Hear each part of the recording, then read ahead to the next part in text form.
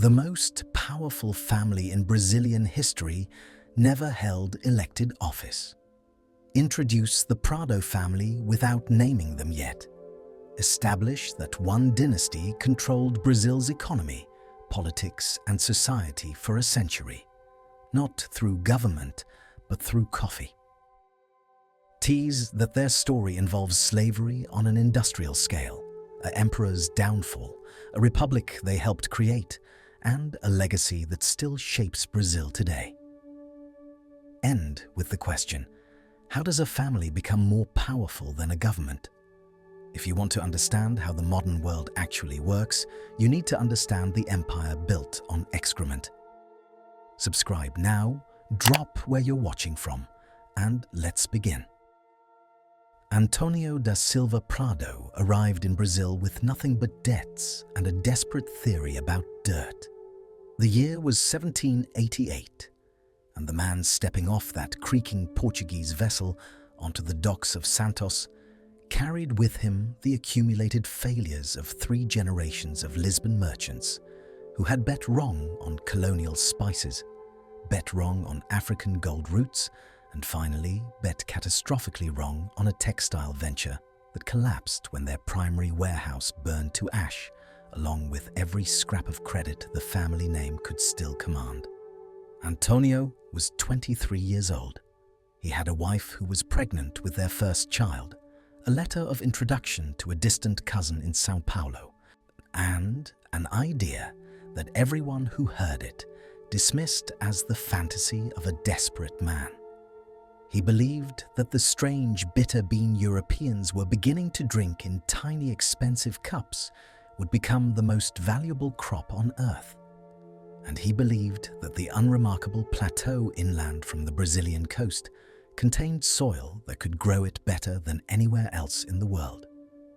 To understand how absurd this seemed, you need to understand what São Paulo was in 1788. It was nothing.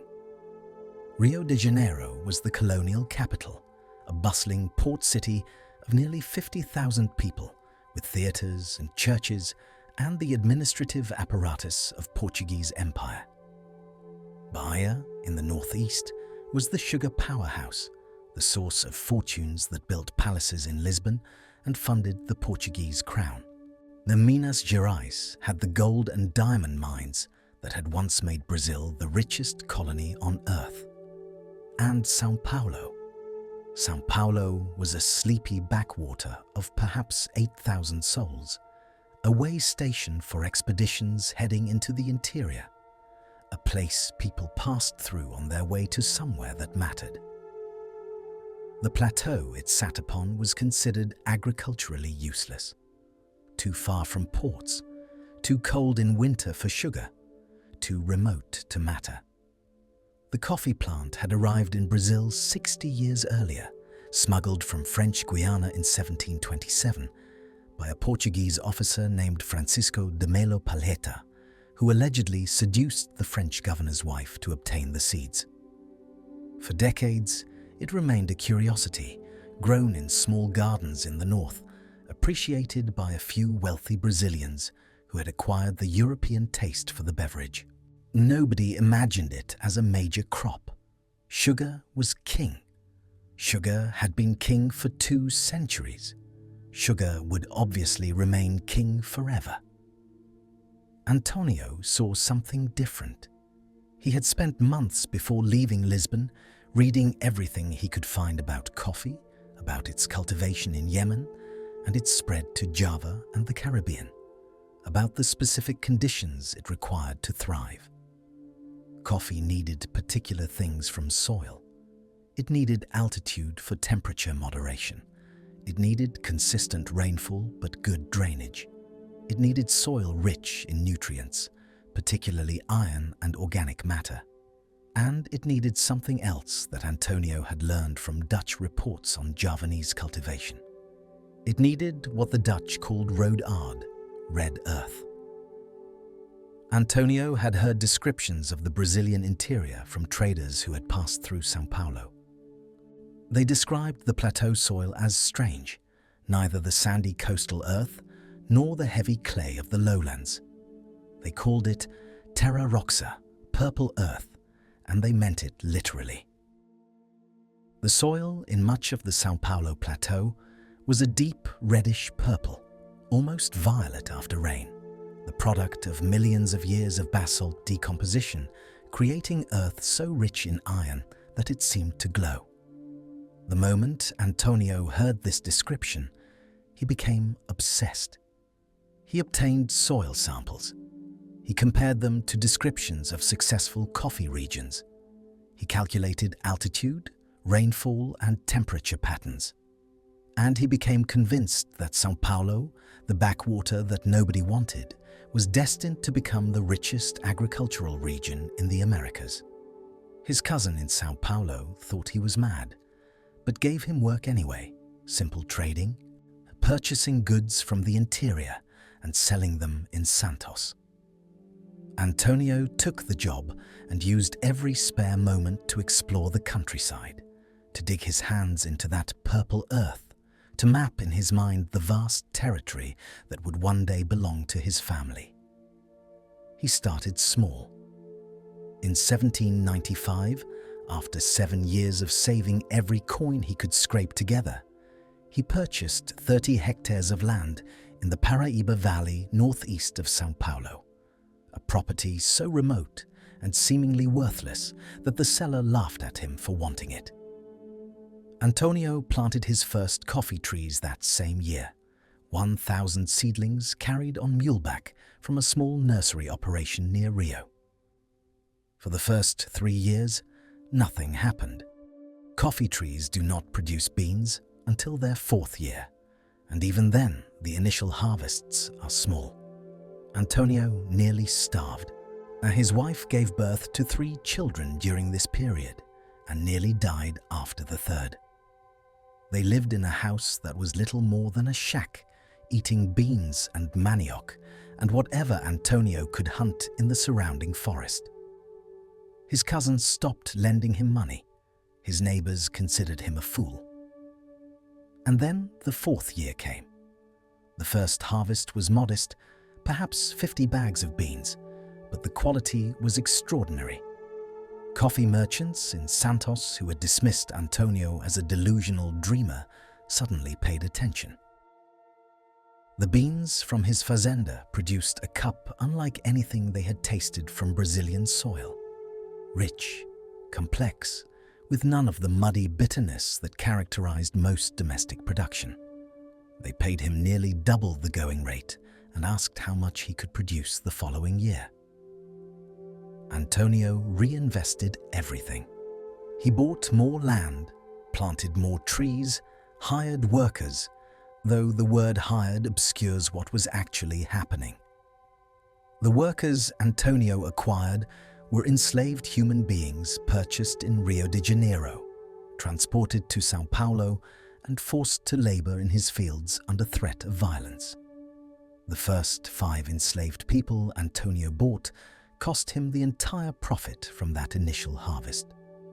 By 1800, he owned 30. This is where the Prado story turns from tale of immigrant ambition to something much darker, and there is no way to tell it honestly without confronting what Antonio was building. He was not merely a farmer. He was the architect of a system that would eventually enslave hundreds of thousands of human beings, and he knew exactly what he was doing. Our letters from this period that survived in family archives show Antonio carefully calculating the economics of enslaved labor. He estimated productive years per person, factored in purchase prices and mortality rates, and concluded that coffee cultivation using enslaved workers produced profit margins of approximately 400% if managed correctly. Managed correctly meant working people until they died and then replacing them. The transformation happened faster than anyone anticipated. By 1810, Antonio owned 400 hectares and held title to nearly 200 enslaved people. His coffee production had grown from 50 bags to 3,000 bags annually. Other fazenderos in the region, seeing his success, began converting their land to coffee and purchasing enslaved laborers from the same Rio traders Antonio used.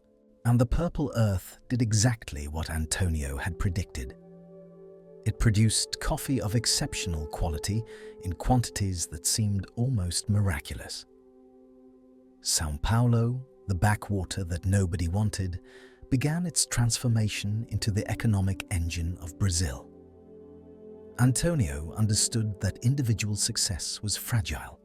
A single bad harvest, a price collapse, a fire, and everything could disappear. What he needed was a network, and he built it through the oldest technology of power, marriage. His eldest son Martinho married the daughter of a prominent Santos trading family. His daughter married into a family that controlled mule trains through the interior. His second son married a woman whose father owned the largest general store in the region, a store that provided credit to smaller farmers who would become dependent on Prado goodwill. Each marriage was a strategic alliance, each ceremony a business transaction wrapped in religious blessing. By the time Antonio died in 1832, the foundation was complete. The family had transformed from desperate refugees into the largest landowners in the Paraíba Valley. But Antonio had done something more important than accumulate land. He had created a template that his descendants would follow and expand for the next 100 years. See what others miss. Act before competitors understand. Build systems, not just assets. Marry strategically. And never, ever let morality interfere with profit. Now let me give you the numbers that show what this template produced. In 1800, Brazil produced approximately 13,000 bags of coffee annually, a rounding error in global trade. By 1850, that number had exploded to 2.6 million bags. Brazil controlled 40% of world coffee production. The Prado family directly owned plantations producing roughly 180,000 bags annually, and through financing and processing agreements, controlled the fate of another 400,000 bags. One family, 4% of national production, but through leverage, influence over nearly 20% of global supply. The Prados did not just grow coffee. They grew a system that made everyone else dependent on them. This was the genius of the second generation, led by Martinho Prado, Antonio's eldest son, who took control of family operations in 1832 and immediately began a transformation that would make his father's achievements look modest. Martinho understood something that most farmers never grasp. The people who grow commodities rarely become rich. The people who control what happens between the farm and the consumer become rich. Coffee had to be harvested, processed, transported, financed, traded, and shipped. Martinho decided the Prados would control every step. Start with processing. Raw coffee cherries are worthless for export. They must be dried, hulled, sorted, and graded before they can be sold. Most fazendeiros in the 1830s sold their cherries to processing facilities owned by merchants in Santos, who took enormous margins for what was essentially mechanical work. Martinho built his own processing facilities, the largest in the region, and then offered processing services to smaller farmers at prices that undercut the Santos merchants while still generating substantial profit. Within 5 years, coffee from 40 nearby fazendas was passing through Prado processing facilities. This gave the family something more valuable than processing revenue. It gave them information. They knew exactly how much coffee each neighbor was producing, could assess quality before purchase, and could anticipate market conditions weeks before competitors. Then financing. Coffee is a crop that requires enormous capital investment up front and produces returns only years later. Planting a new fazenda required purchasing land, buying enslaved workers, planting trees, and then waiting 4 to 5 years before any revenue appeared. Most farmers could not afford this without credit, and traditional lenders in Rio de Janeiro and Santos charged ruinous interest rates. Martinho began offering loans to neighboring fazendeiros at rates slightly below the city bankers. The terms seemed generous. The trap was invisible. Every loan required repayment in coffee, not currency, delivered to Prado processing facilities at prices set by the Prado family.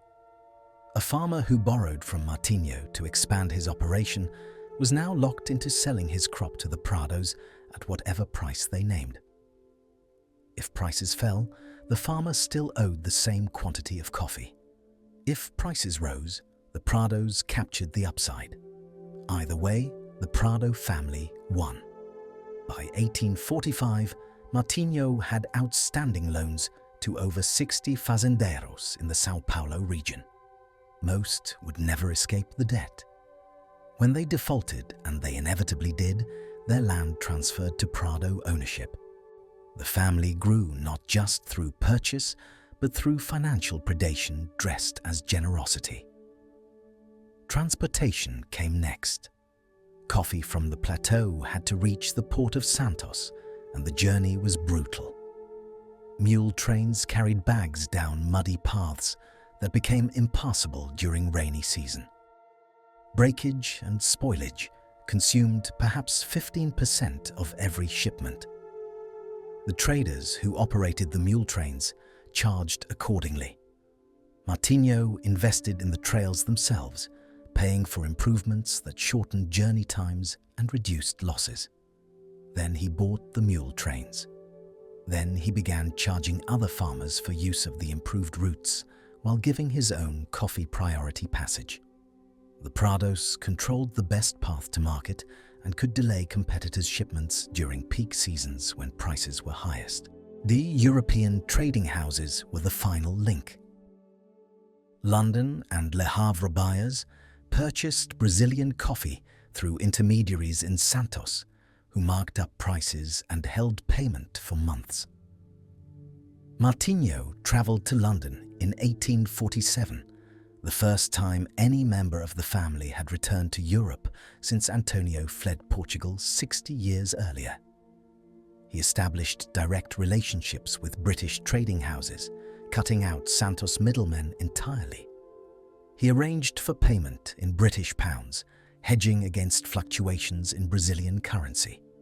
He negotiated exclusive arrangements that gave certain London houses first rights to Prado coffee in exchange for guaranteed minimum prices. The family was now vertically integrated from purple dirt to London warehouse. Each step of the coffee journey generated profit, and each step created dependency. Farmers needed Prado processing, Prado financing, Prado transportation, Prado trading connections. You could operate outside the Prado system, but you would do so at enormous disadvantage, paying more for every service, receiving less for your crop, slowly falling behind while the Prado empire expanded around you. The marriages continued. Martinho arranged unions between Prado children and the most important families in São Paulo. The Penteados controlled textile trading. The Alvarez had political connections to the provincial government. The Queiroz family owned the largest urban properties in the growing city. Each wedding merged not just families, but business networks. Each bride or groom came with connections, capital, and insider knowledge.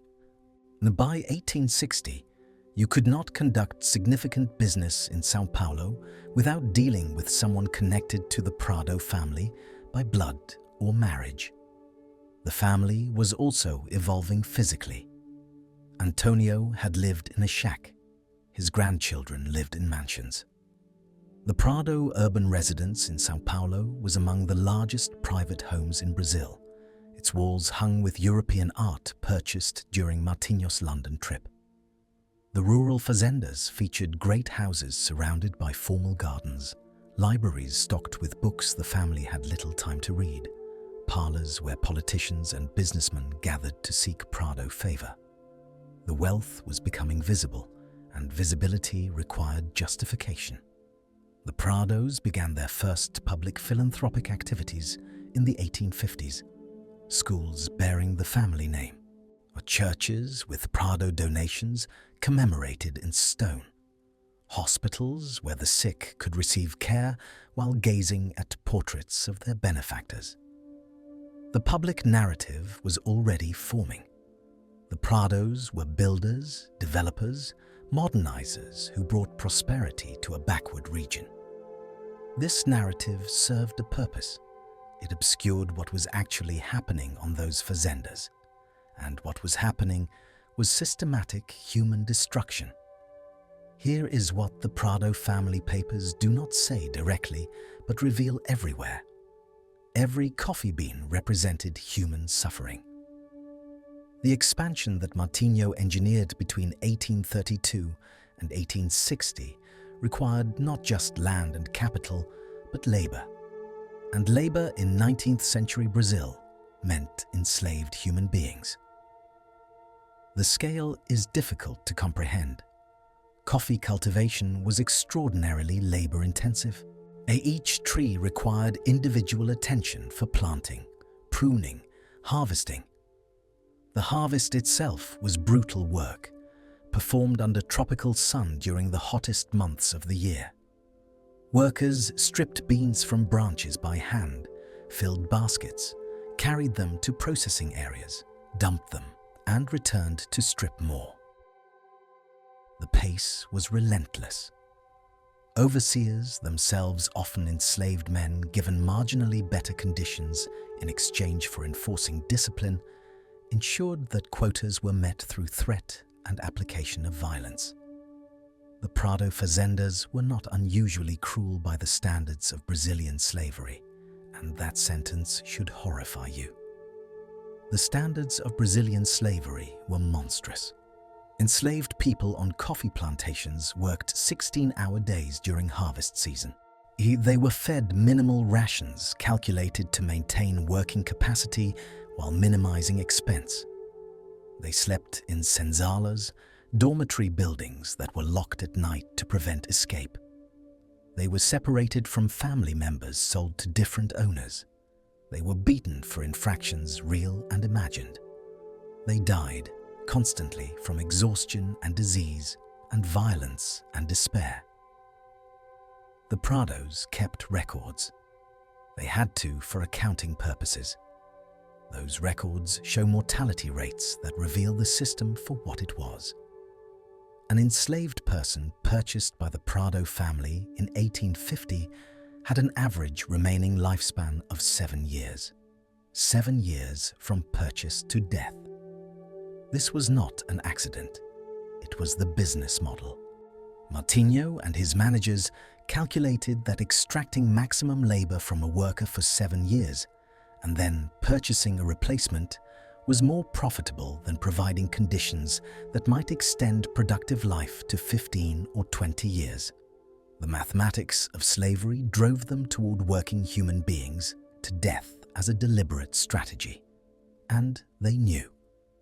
The Prado archives contain letters where family members discuss mortality rates with the same clinical detachment they applied to crop yields. One letter from 1855 notes that losses on the Fazenda Santa Maria were higher than expected and recommends purchasing Mina workers rather than Benguela workers for the next acquisition, because Mina workers showed better adaptation to highland conditions. The letter discusses human beings as one might discuss livestock breeds, evaluating their durability under specific working conditions. It is written by an educated man, a man who read European philosophy and attended church every Sunday and considered himself a pillar of civilization in a barbarous land.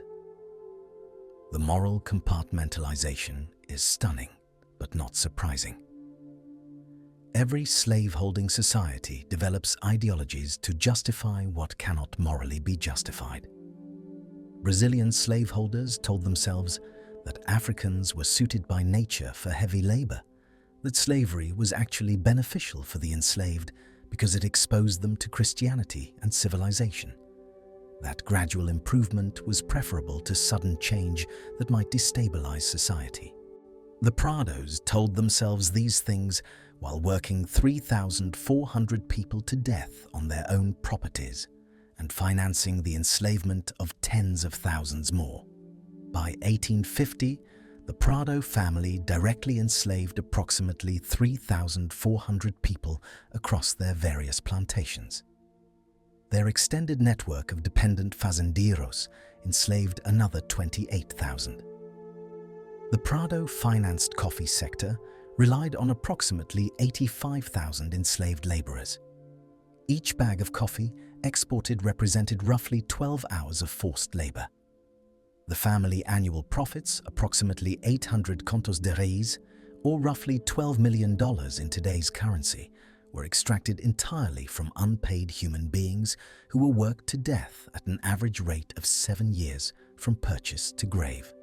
The family did not merely participate in slavery. They were architects of its expansion. The internal slave trade, the forced movement of enslaved people from declining sugar regions in the northeast to booming coffee regions in the southeast, was fueled by Prado capital. Traders knew that the Prados would buy, that they would pay premium prices for workers in their productive prime, that an enslaved person delivered to a Prado fazenda represented guaranteed revenue. This created incentive for the entire horrific apparatus: the slave markets in Rio, the coastal ships that transported human cargo, the traders who tore families apart to maximize sale value, the violence required at every step to coerce compliance. The Prados funded all of it. They were also aware that slavery was becoming internationally indefensible. Britain had abolished the slave trade in 1807 and was actively patrolling the African coast to intercept slavers. International pressure on Brazil was growing. The family papers from the 1850s show increasing concern, not moral concern, but strategic concern about how long the system could be maintained. One letter from 1857 discusses the need to maximize current production while the labor supply remains available. Another proposes investments in labor-saving machinery as preparation for eventual changes in labor conditions. The Prados were not converting to abolitionism.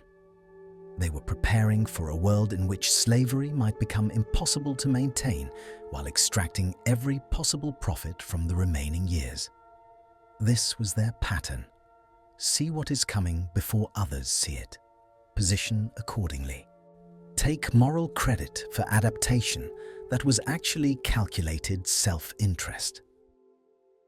When abolition finally came in 1888, the Prados would emerge as progressive heroes who supported the change.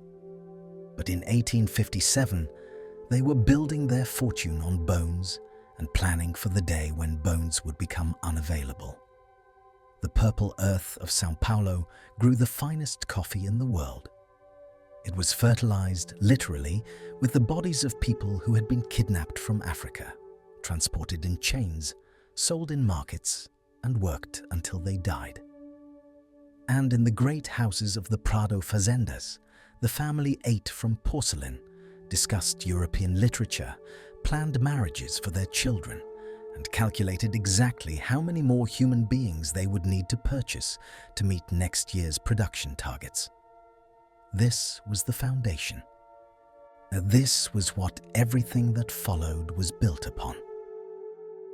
And this was what the Prado family, for all their later philanthropy and political influence and cultural contributions, could never truly escape.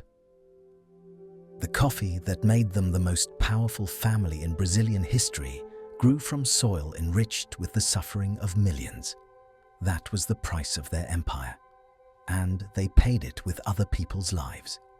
The Emperor of Brazil was the most powerful man in South America, except when coffee prices needed to move. Dom Pedro II sat on his throne in Rio de Janeiro, a bearded intellectual who fancied himself an enlightened monarch, a man who corresponded with Victor Hugo and patronized the sciences, a ruler who believed he governed by divine right and popular consent. He was wrong about where power actually resided. The real decisions, the ones that determined whether Brazil prospered or starved, whether wars were funded or abandoned, whether railroads were built or provinces left to rot.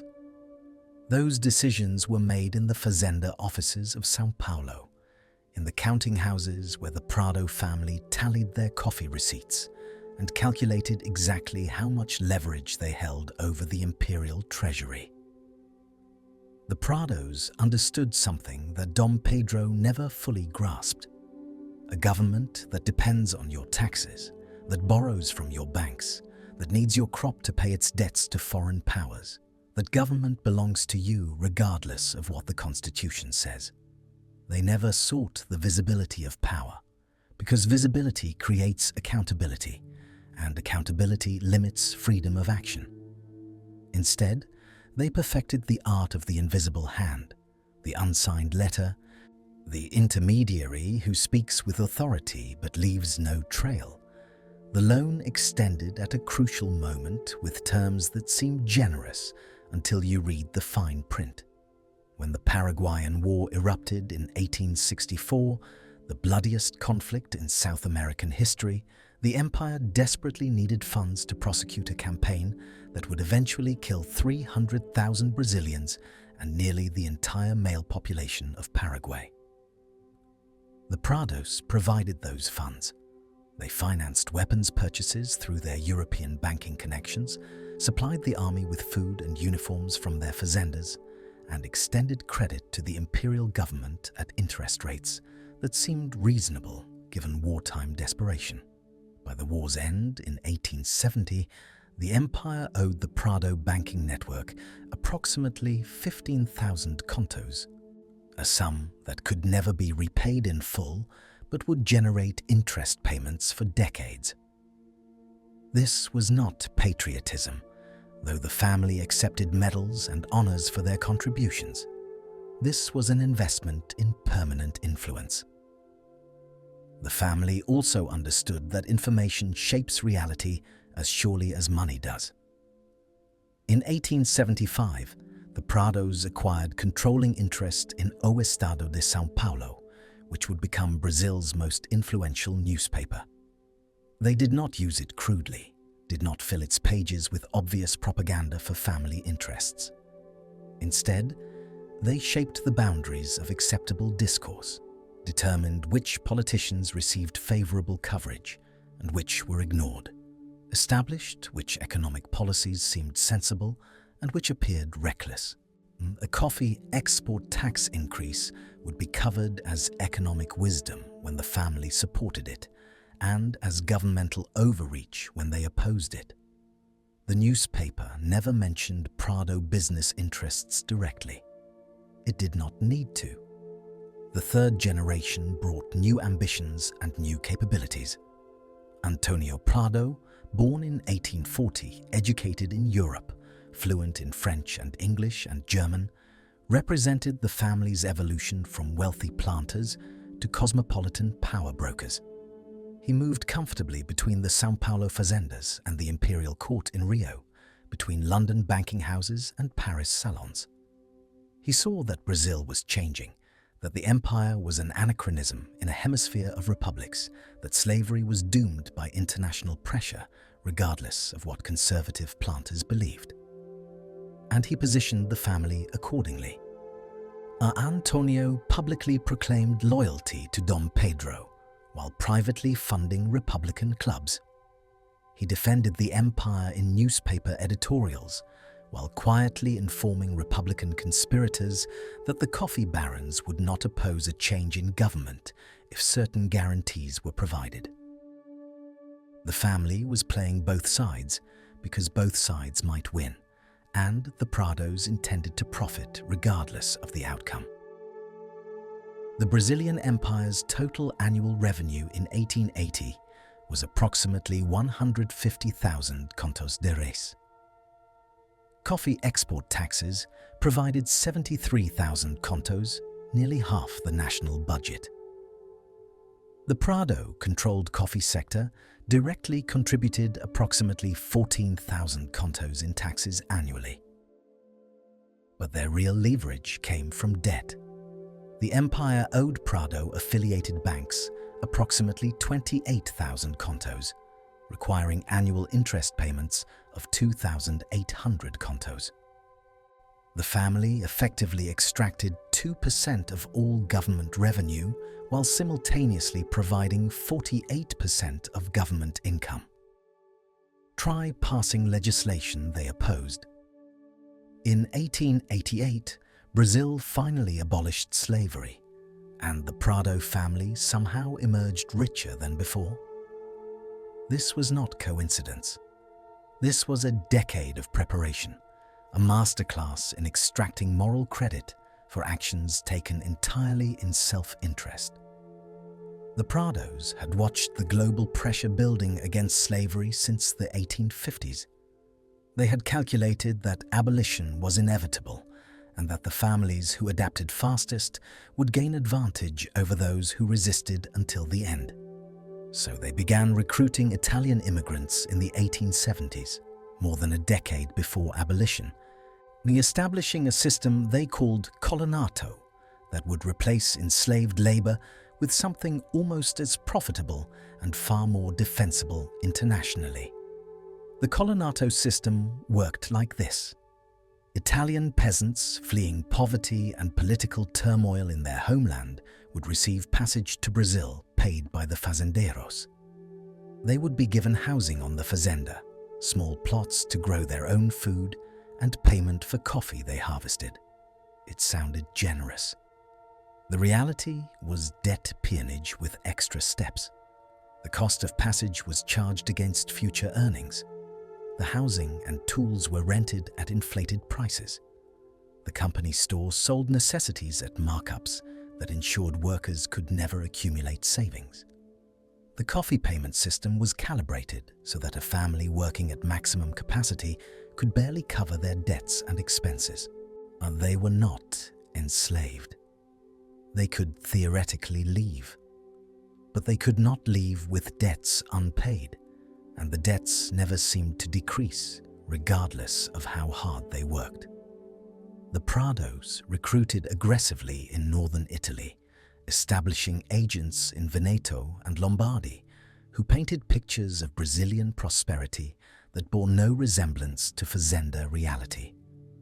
They brought over entire villages, knowing that community bonds would reduce desertion and that family obligations would keep workers compliant. By 1887, the year before abolition, Prado fazendas employed more Italian colonos than enslaved workers. When the Lei Aurea freed all enslaved people on May 13, 1888, the Prados barely noticed the disruption. Their labor force was already transitioned. Other fazenderos who had resisted adaptation faced chaos as their workforce walked away, as some went bankrupt. The Prados bought their land at distressed prices. And throughout this transition, the family positioned itself publicly as progressive, as enlightened reformers who had embraced abolition before the law required it. Antonio Prado gave speeches about human dignity. The family newspaper published editorials praising the Golden Law and Brazil's advancement among civilized nations.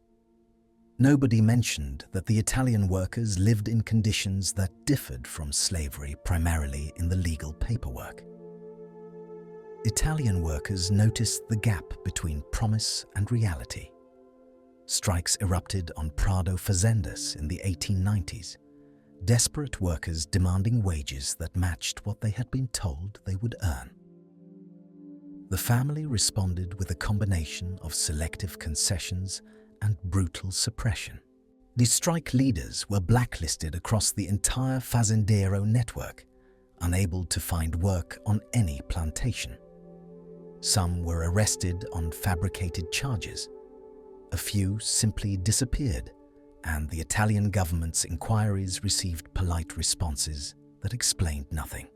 When Italian immigration declined due to reports of exploitation, the Prados simply recruited elsewhere.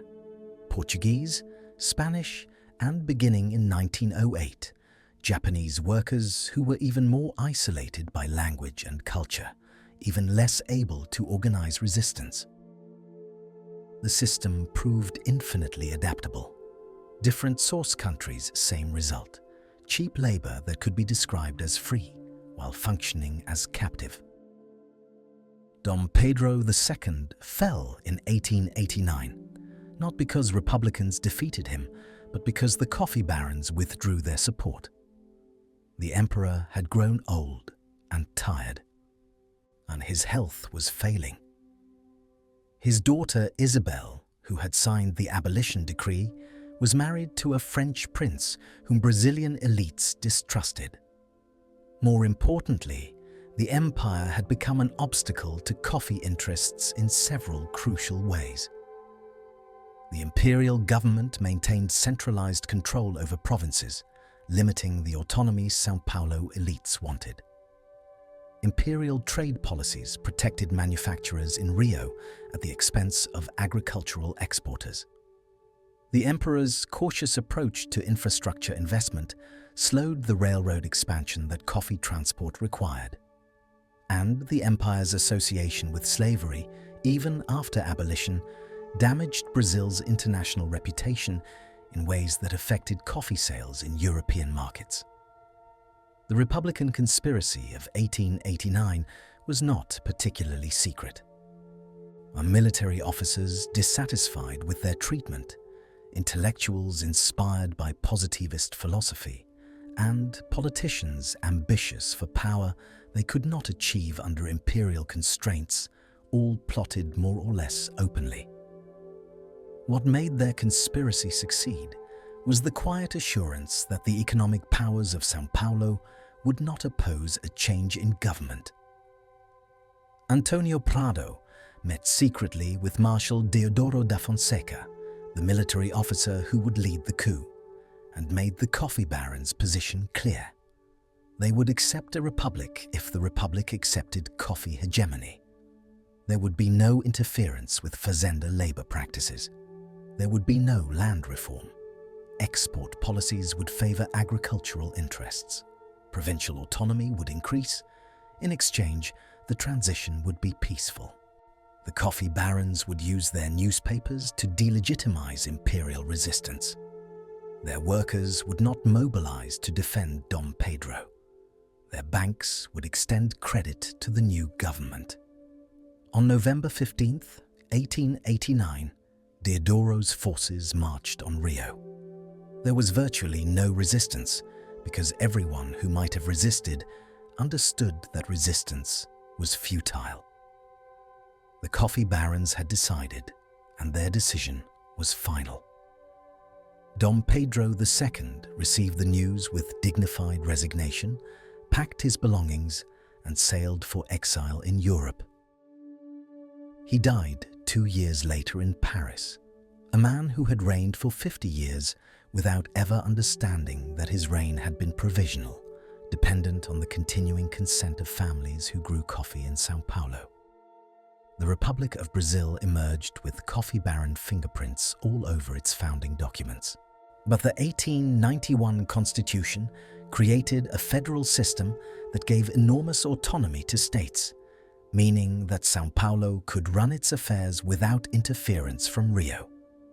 It established limited suffrage that excluded illiterate Brazilians, meaning that fazenda workers could not vote, but fazendeiros controlled local elections absolutely.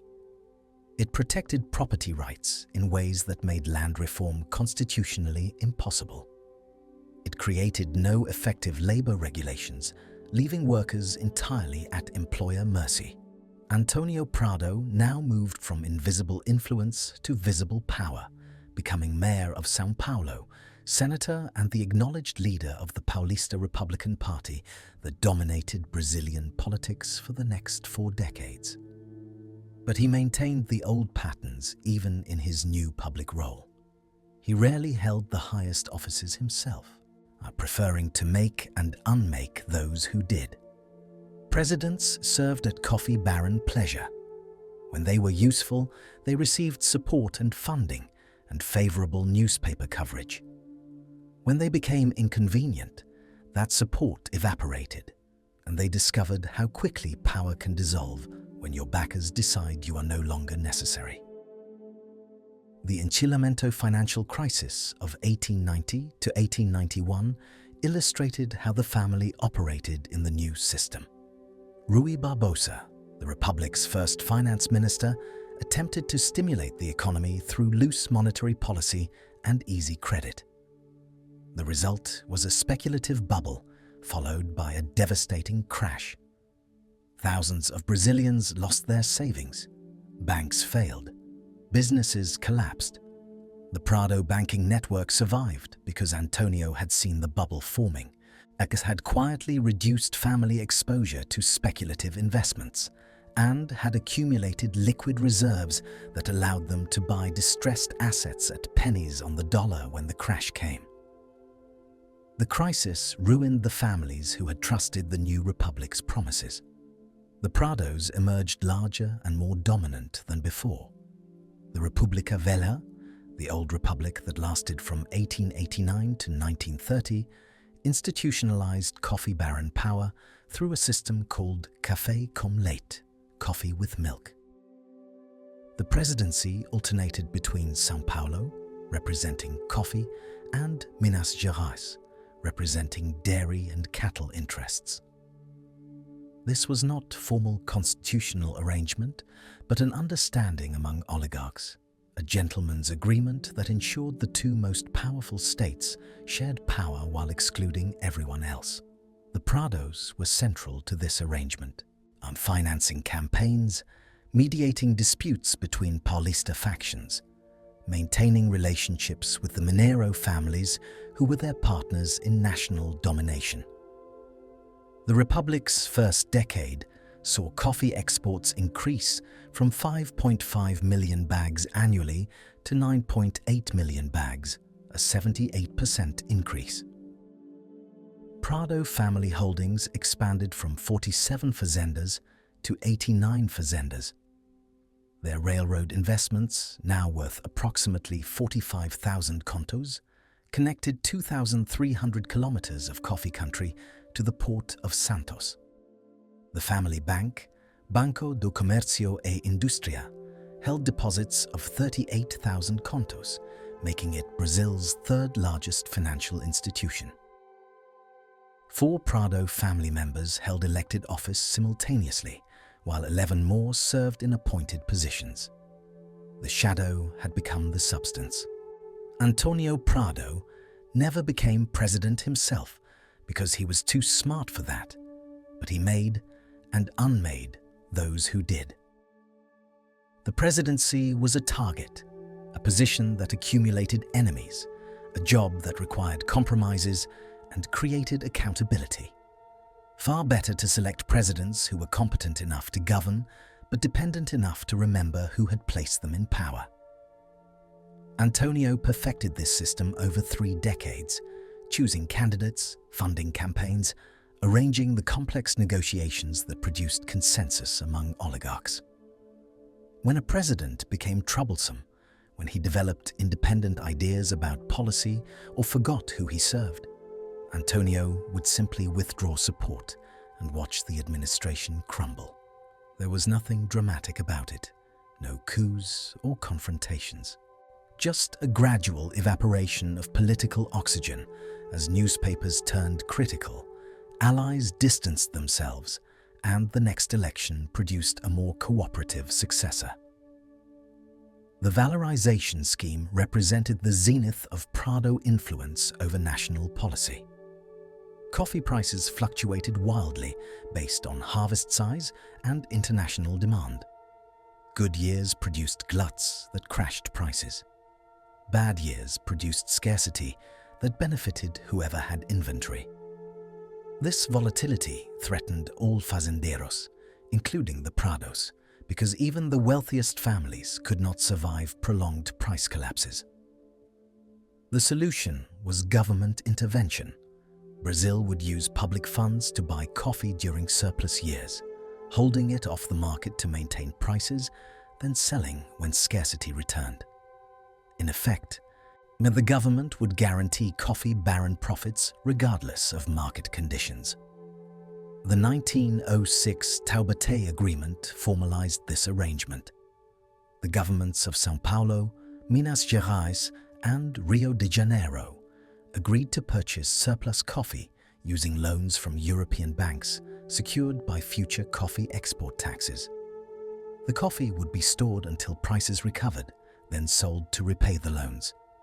It was market manipulation on a national scale, but it was presented as economic stabilization, as responsible policy that protected Brazil's most important industry. Antonio Prado was instrumental in designing the scheme, in negotiating the European loans, in ensuring that the purchasing program bought coffee at prices that guaranteed Fazendeiro profits. And the 1906 valorization program saw the Brazilian government purchase 8.5 million bags of coffee to support prices, equivalent to an entire year's production. The program required loans of £15 million from European banks, secured by future coffee taxes. Prado-affiliated interests held approximately 1.2 million of those purchased bags, receiving guaranteed prices while competitors faced market uncertainty. The manipulation raised global coffee prices by 34% within 18 months. Brazilian consumers who also drank coffee saw their costs rise by 40%. The dynasty profited from both ends, as producers getting higher prices and as holders of government debt receiving interest payments. The international dimension of Prado operations expanded dramatically in the early 20th century. The family maintained offices in London, Paris, Hamburg, and New York, staffed by trusted associates who monitored commodity markets, managed banking relationships, and gathered intelligence about competitor activities. They cultivated relationships with European trading houses, with American importers, with politicians in consuming countries who might influence tariff policy. When the United States considered coffee import duties, Prado agents lobbied congressmen, funded favorable press coverage, and coordinated with other Brazilian exporters to present a united front. The family understood that they were operating in a global market, and that influence in consuming countries was as valuable as control over production. They built the port of Santos into South America's largest, investing in warehouses, loading facilities, and the railroad connections that funneled coffee from across São Paulo state to the docks. Controlling the port meant controlling the choke point, where all coffee had to pass, meant extracting fees and levies from every bag exported, regardless of who grew it. The Prados did not own Santos outright, but their investments and their political influence ensured that port policy served their interests. Ships loaded Prado coffee first. Favorable berths were reserved for Prado shipments. Competitors paid higher fees and endured longer waits. The advantages were marginal individually, but enormous in aggregate. The family also invested in culture because culture confers legitimacy. They funded theatres in São Paulo, endowed university chairs, collected European art, patronized musicians and writers. The Teatro Municipal de São Paulo, which opened in 1911, was built with Prado money and Prado political backing. It established São Paulo as a cultural capital to rival Rio, a city of refinement and sophistication rather than merely a coffee depot. The family sent its sons to European universities, its daughters to finishing schools in Paris, married into the oldest aristocratic families of both Brazil and Europe. They were building a mythology, transforming coffee wealth into cultural authority, making themselves indistinguishable from old nobility. But cracks were appearing within the dynasty itself. The fourth and fifth generations did not share their predecessors' unanimous focus on coffee and power. Some wanted to diversify into industry and urban real estate. Others wanted to pursue intellectual and artistic lives unconcerned with the family business. The split between business-minded and culture-minded branches widened with each generation. By 1920, the Prado family controlled more wealth than ever and was beginning to destroy itself from within. Paulo Prado represented the most fascinating expression of these contradictions. Born in 1869 into unimaginable privilege, educated in Europe, fluent in multiple languages, Paulo could have spent his life as a dilettante, enjoying the pleasures his family's fortune provided. Instead, he became an intellectual, a historian, a patron of modernist art who used his position to interrogate the very system that created him. His 1928 book, Retrato do Brasil, Portrait of Brazil, offered a devastating analysis of Brazilian national character, arguing that sadness and melancholy defined the Brazilian soul, the products of colonial exploitation and tropical languor. He traced this melancholy to the original sins of conquest, slavery and extraction that had shaped Brazilian society from its founding. He did not exempt his own family from this critique. Reading between the lines, Retrato do Brasil is also a portrait of the Prado dynasty, of the costs of building wealth on human suffering, of the psychological damage inflicted on exploiters as well as exploited. Paulo funded the Week of Modern Art in 1922, a festival that launched Brazilian modernism and explicitly rejected the European aesthetic standards that oligarchic families like the Prados had imported and imposed. He supported artists like Tarsila do Amaral and Oswald de Andrade, whose work challenged everything the traditional coffee aristocracy represented. He used family money to undermine family ideology, a form of rebellion that only extreme privilege makes possible. Other family members were less philosophically troubled, but equally disengaged from the business of maintaining coffee hegemony. They lived off dividends without understanding how those dividends were generated. They delegated management to professionals who lacked family authority. They competed with each other for inheritance positions rather than cooperating to preserve family power. The internal coordination that had made the Prados so effective was dissolving into individual pursuit of pleasure and status. Labor unrest on the fazendas intensified throughout the 1910s and 1920s. Workers who had been isolated and powerless were beginning to organize, influenced by anarchist and socialist ideas imported from Europe. Strikes disrupted harvests. Sabotage damaged processing equipment. The combination of repression and paternalism that had kept workers compliant for decades was failing. The family responded with the traditional mixture of selective concessions and violence, but each cycle of conflict was larger and more costly than the last. The Coloniato system that had seemed so elegant in the 1880s was showing its age, and coffee itself was facing new challenges. Brazilian production had encouraged competitors. Colombia, Central America, and Africa were expanding coffee cultivation, producing beans that commanded premium prices in markets where Brazilian coffee was increasingly seen as commodity grade. The valorization schemes that had sustained prices were becoming more expensive and less effective as global supply increased. With the family's investments beyond coffee, in industry and finance and urban real estate, had diversified their wealth, but also diluted their focus. They were no longer purely coffee barons, but a diversified conglomerate whose different branches had divergent interests. When the New York Stock Exchange collapsed in October 1929, the shockwave reached Brazil within hours and the Prado family within days. The mechanism was simple. American consumers stopped buying coffee. American banks stopped extending credit. Global commodity prices collapsed as demand evaporated. Coffee that had sold for 22.5 cents per pound in early 1929 was worth 8 cents by 1931. The family had borrowed heavily against their coffee inventory to finance expansion and to maintain their luxurious lifestyles. Now that inventory was worth a fraction of the loans it secured.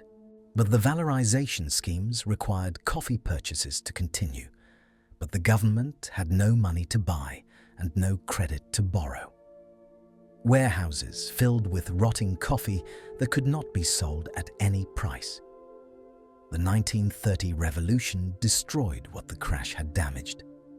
Getulio Vargas, a politician from Rio Grande do Sul in Brazil's far south, led a coalition that explicitly opposed coffee oligarchy dominance.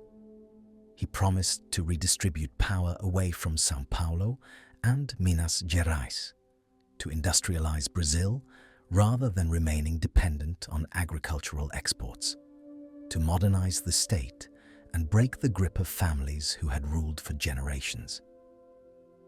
The Prados had survived regime changes before. They had navigated the transition from empire to republic by backing the winning side at the crucial moment. But Vargas was different. That he was not seeking coffee baron support. He was seeking to destroy coffee baron power permanently. The old republic fell in October 1930 when Vargas's forces marched on Rio and the military refused to defend the government. Unlike 1889, this transition was not negotiated with São Paulo elites. It was imposed on them. Vargas became provisional president with dictatorial powers.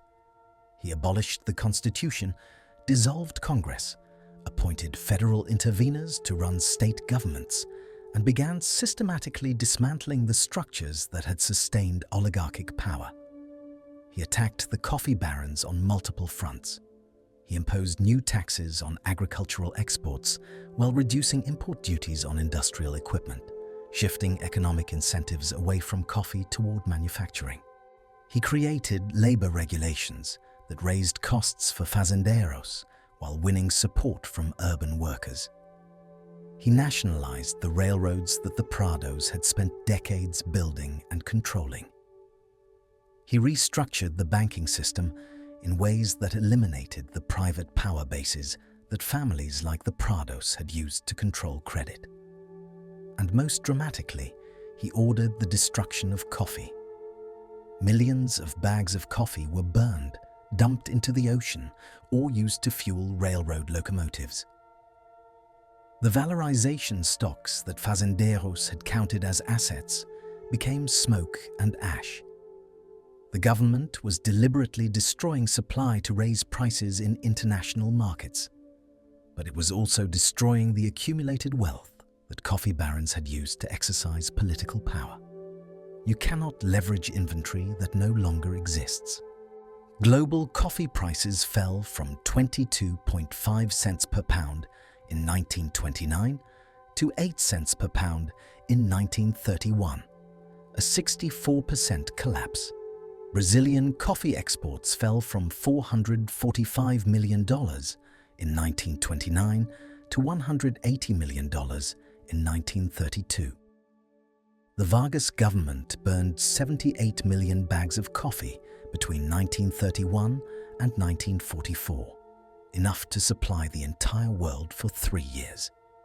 Prado family net worth, estimated at 180,000 contos in 1929, had fallen to approximately 35,000 contos by 1935. Their political positions were gone. Their banks were merged or closed. Their railroads were nationalized. A century of accumulation was erased in 6 years. The Prados retreated from public life with the speed of a family that understood when a war was lost. They sold what they could, preserved what they could hide, and withdrew from the political arena where they had dominated for 4 generations. Some branches emigrated to Europe. Others retreated to whatever fazendas remained, living as wealthy farmers rather than power brokers. A few younger members attempted comebacks in subsequent decades, entering politics or business under changed circumstances, but they were individuals pursuing personal ambitions rather than representatives of a coordinated family project. The dynasty that had controlled Brazil for a century was over. It had not fallen to revolution or invasion, but to the impersonal forces of global capitalism, the same forces it had once manipulated so masterfully. The Prados had understood that coffee was wealth, and wealth was power. They had not anticipated that coffee could become worthless, that wealth could evaporate, that power built on a single commodity could collapse when that commodity lost its value. They had built everything on coffee, and when coffee fell, everything fell with it. Antonio Prado never became president himself because he was too smart for that, but he made and unmade those who did. You need to understand how Brazilian politics actually functioned during the República Velha, the old republic that lasted from 1889 to 1930, because on paper it looked like a democracy with elections and constitutions and rotating presidents. But in reality, it operated on a system so elegant in its corruption that historians gave it a culinary nickname, Política do Café com Leite, the politics of coffee with milk. The deal was simple. São Paulo, the coffee state, and Minas Gerais, the dairy state, would alternate the presidency between them while everyone else in Brazil got to watch. São Paulo's candidate would serve 4 years. Then Minas Gerais would get their turn, then back to São Paulo, a perpetual duopoly that locked out every other state and every other interest group for 4 decades. But here is what the textbooks rarely explain. Within São Paulo, the question of who would be the presidential candidate was not decided by voters or party conventions or any democratic mechanism whatsoever. It was decided in private meetings in the parlors of a handful of fazendero families, and the Prados sat at the head of that table. Antonio Prado, the 3rd-generation patriarch who had orchestrated the transition from empire to republic, understood something profound about power that most ambitious men never grasp. Visible power is vulnerable power. The president takes the blame when things go wrong. The president becomes the target when factions want change. The president is constrained by expectations and protocols and the necessity of appearing legitimate. But the man who chooses the president, who finances his campaign, who controls the newspapers that shape public opinion, who owns the banks that fund the government, who employs the workers whose votes can be directed en masse to whatever candidate he selects.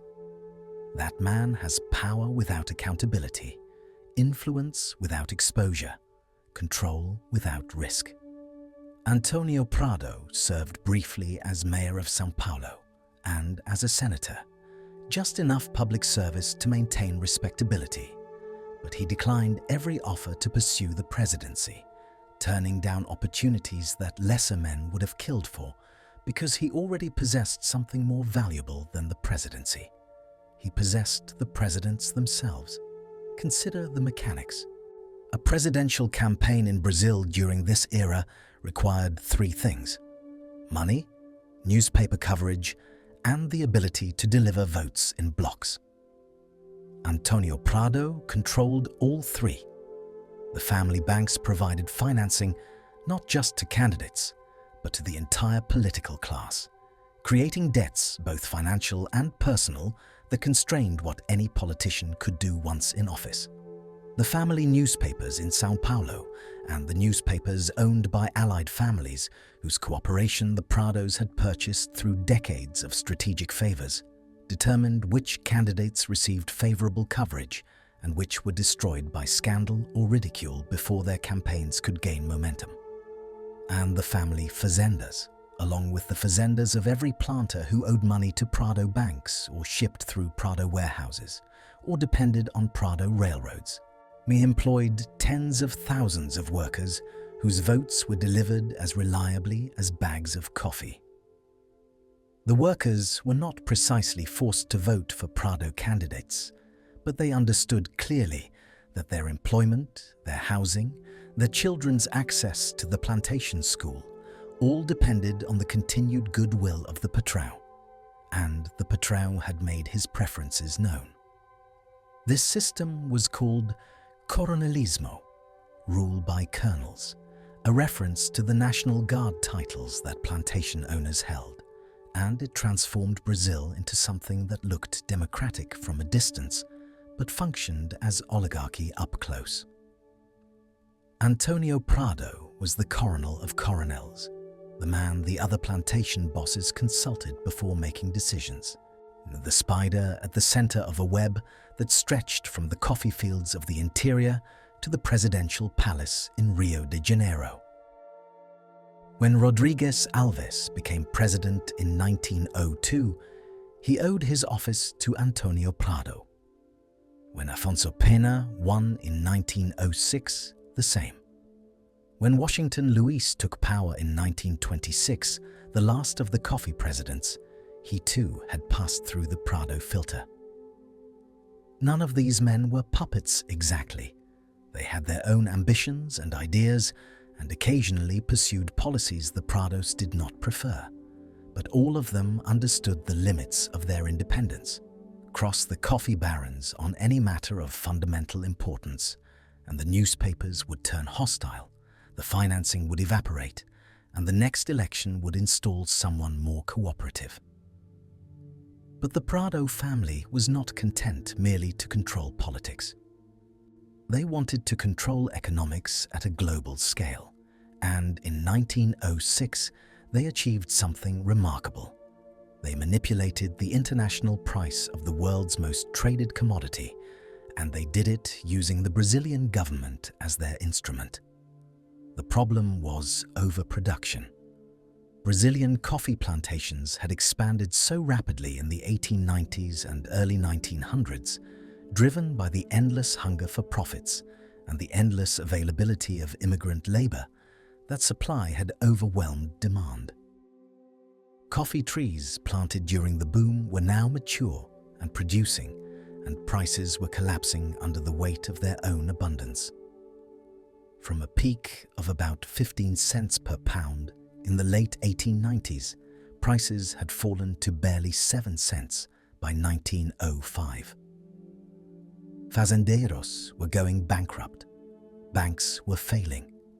The entire coffee economy threatened to collapse into itself. For most commodity producers throughout history, the solution to overproduction has been simple and brutal. Prices fall, marginal producers go bankrupt, supply contracts, and eventually a new equilibrium emerges at sustainable levels. Creative destruction, the economists call it. But Antonio Prado and his fellow coffee barons had no intention of being destroyed, creatively or otherwise. They had built the Brazilian state to serve coffee interests, and now they would use that state to suspend the laws of supply and demand. The scheme they devised was called valorization, from the Portuguese word meaning to increase value, and it was audacious in its scope. The Brazilian government, acting at the direction of São Paulo state authorities, who were themselves acting at the direction of the coffee barons, would purchase enormous quantities of coffee at above market prices and hold them off the market, reducing supply until prices recovered. In effect, the government would become the buyer of last resort, absorbing the surplus production that was crushing prices and then slowly releasing that stockpile over years to avoid recreating the glut. Simple in concept, massively complex in execution, profoundly corrupt in application. The Taubaté Agreement of February 1906, signed by the governors of São Paulo, Minas Gerais, and Rio de Janeiro, committed their states to the valorization program and authorized the borrowing of massive sums from European banks to finance it. The scale was staggering. The 1906 valorization program saw the Brazilian government purchase 8.5 million bags of coffee to support prices, the equivalent to an entire year of Brazilian production and roughly half of annual global consumption. The program required loans of £15 million from European banks, primarily British and German, secured by future coffee export taxes. This meant that the Brazilian government was mortgaging its own tax revenue, money that should have gone to schools and hospitals and infrastructure, to finance a price support scheme that primarily benefited a handful of wealthy fazendeiro families. The Prado affiliated interests held approximately 1.2 million of those purchased bags, receiving guaranteed above-market prices, while their competitors faced continued market uncertainty and many faced bankruptcy. The manipulation worked beautifully, at least for the manipulators. The global coffee prices rose from roughly 7 cents per pound before valorization to about 9.4 cents within 18 months, a 34% increase that translated directly into fazendeiro profits. Brazilian consumers who also drank coffee saw their costs rise by approximately 40%, paying more for their morning cafezinho so that plantation owners could maintain their mansions and their European tours and their political machines. The valorization scheme revealed the Prado system at its most sophisticated and its most parasitic. They had used their control of state governments to direct national policy. They had used national policy to manipulate international markets. They had used international capital, European bank loans to finance the manipulation. And they had structured everything so that the costs fell on taxpayers and consumers, while the benefits flowed to themselves. The average Brazilian worker, earning perhaps a few hundred milreis per year, was paying higher prices for coffee and higher taxes to service government debt so that families like the Prados could earn millions from their deliberately inflated crop. It was wealth extraction disguised as economic management, private profit wrapped in the language of public interest. And it succeeded, at least for a while. But the valorization scheme also revealed something about the coffee economy that should have terrified the Prados if they had been capable of being terrified. The system had become too large and too unstable to manage. Each valorization program required more intervention than the last. The 1906 program was followed by additional purchases in 1917 and 1921. The government was accumulating ever larger stockpiles that could not be sold without crashing prices again. And each stockpile required continued financing, continued interest payments, continued political management. The Prados were not stabilizing the coffee market. They were creating a bubble that would eventually pop with catastrophic force. Meanwhile, the family was diversifying in ways that revealed both their sophistication and their complacency. The coffee money was now so vast that it demanded new outlets. The Prados invested in the transformation of the port of Santos from a modest harbor into South America's largest port facility, controlling the infrastructure through which nearly all Brazilian coffee exports flowed and extracting fees at every stage of the process. They built railroads, not just to move their own coffee, but to charge other fazendeiros for transport, turning infrastructure into another profit center. They invested in industry, in textile mills and food processing, in the urban real estate of São Paulo, as the city exploded from a provincial town of 65,000 in 1890 to a metropolitan center of 580,000 by 1920. And they invested in culture. The Teatro Municipal de São Paulo, that magnificent opera house modeled on the Paris Opera that still dominates the city center, was built with Prado money and Prado influence. The family endowed professorships, funded libraries, collected European art. This cultural investment was partly genuine, the product of a family that had achieved so much wealth that their children and grandchildren had the leisure to develop refined tastes and intellectual interests. But it was also strategic, a way of converting economic power into social prestige, of making the Prado name synonymous, not with coffee or slavery or political manipulation, but with civilization and progress and culture. If you controlled the opera house and the university chairs and the newspaper editorials, you controlled how your family was remembered. You could write your own history. You could make people forget where the money came from. The tension between these two impulses, between the ruthless business orientation that had built the fortune and the cultural aspirations that sought to transcend it, began to fracture the family as the fourth generation came of age. But by 1920, the Prado family controlled more wealth than ever and was beginning to destroy itself from within. The problem was success. The family had become so wealthy that there was no longer any necessity driving the younger generation. Antonio Prado's father and grandfather had worked with desperate intensity because failure meant poverty. Antonio himself had worked with focused ambition because the empire still needed building, still required the constant attention of capable hands. But his children and nephews were born into such security that many of them had never experienced want, never felt the terror of a margin call, never understood viscerally what it meant to watch crops fail or prices collapse. They could afford to be dilettantes, and many of them were. The family split into factions. One branch remained focused on business, on managing the fazendas and the banks and the railroads with varying degrees of competence. Another branch pursued politics, seeking the visible power that Antonio had wisely avoided. A third branch devoted itself to culture and intellectual pursuits, viewing commerce as beneath their dignity and their inheritance as a platform for creative expression.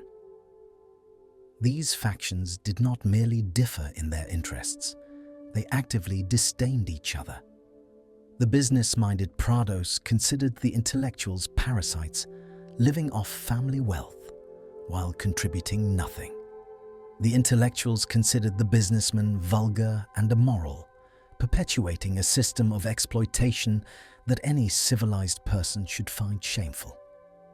The politicians were caught between, who trying to leverage family money for their ambitions while distancing themselves from the most embarrassing aspects of the family history. The most complicated figure to emerge from this generational fracturing was Paulo Prado, born in 1869, the son of a Prado father and a mother from another coffee baron family, heir to immense wealth and to the expectations that accompanied it. Paulo was groomed for business, trained in the coffee trade, installed in positions of responsibility within the family enterprises. But he was also brilliant and restless, and increasingly consumed by questions that business could not answer. He traveled extensively in Europe, absorbing literature and philosophy and art. He corresponded with intellectuals. He read voraciously. And gradually he became convinced that Brazil itself was a kind of pathology, a sick country that had been deformed from birth by the twin original sins of slavery and greed.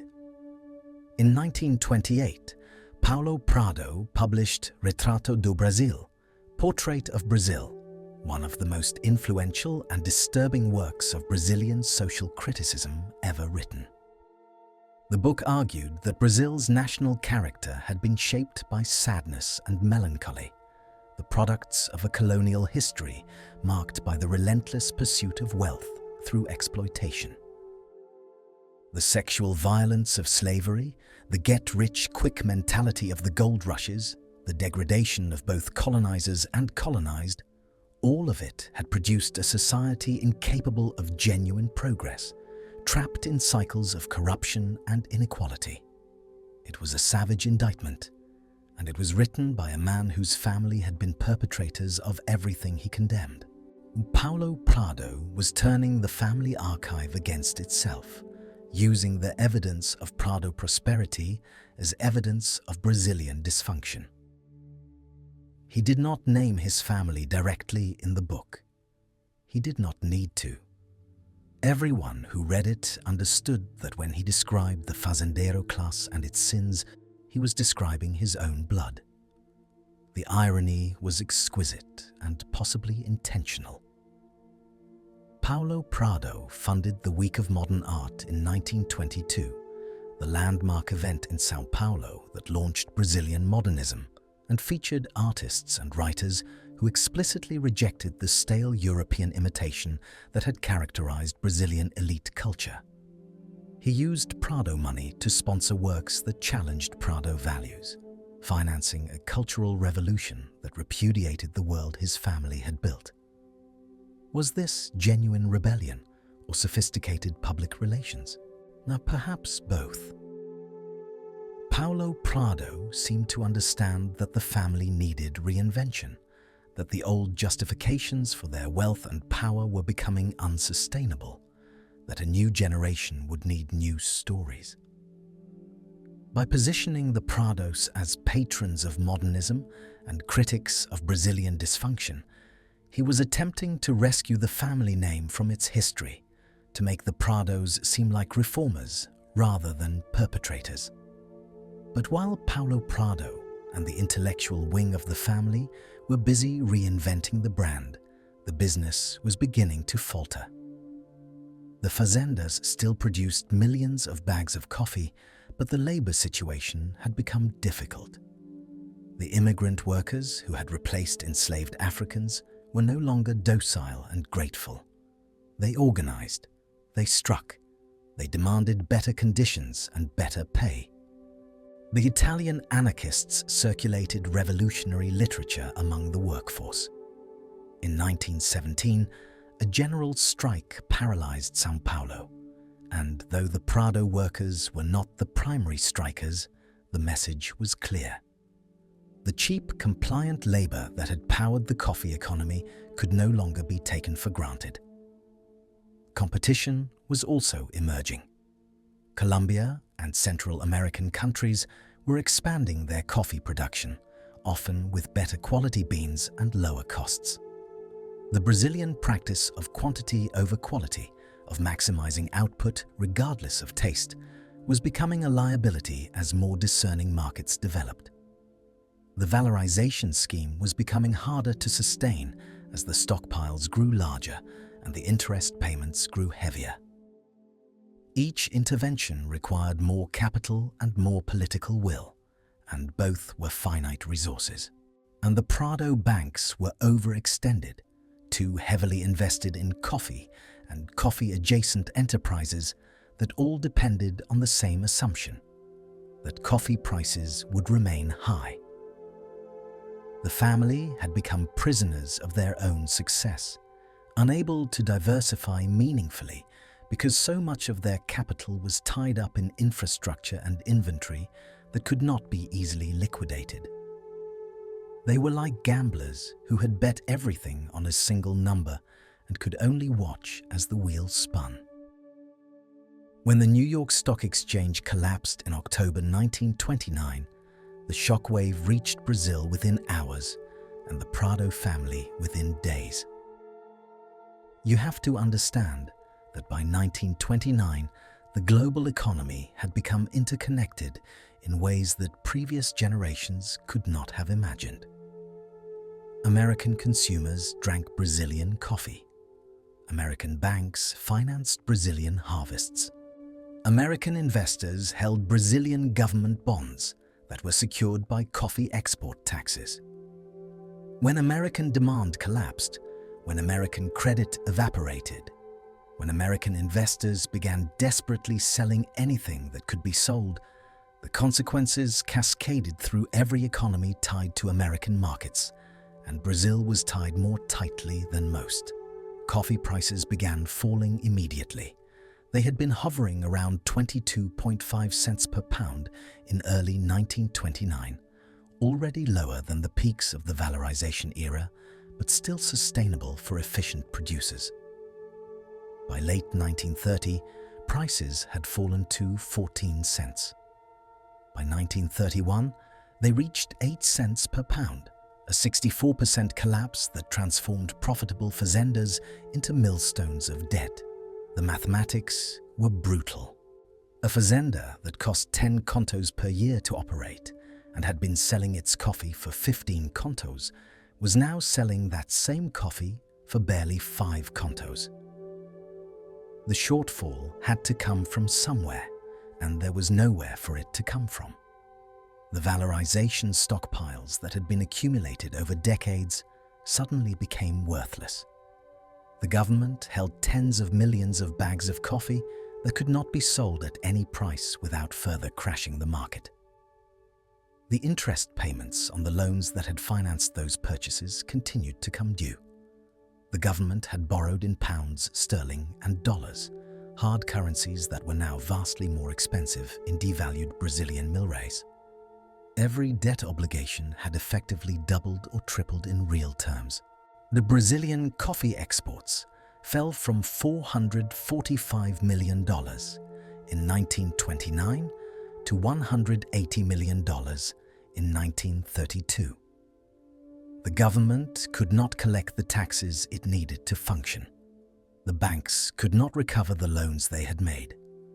The entire edifice that the Prados had spent a century constructing was collapsing into itself. And then came Getúlio Vargas. The 1930 Brazilian Revolution is often described as a political event, a matter of factions and ambitions and ideological conflicts. But at its core, it was a revolution against the coffee oligarchy.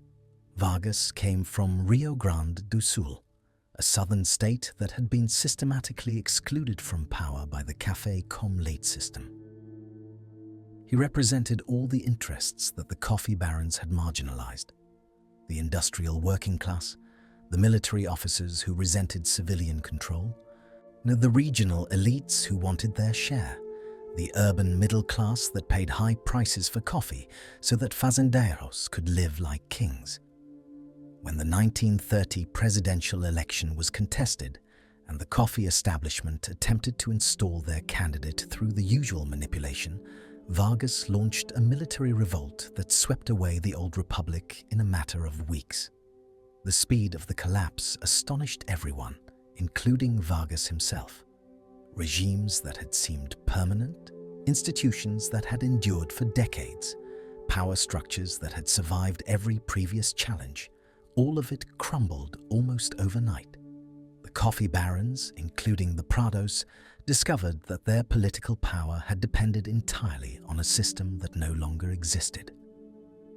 Their newspapers still published, but the new government did not fear them.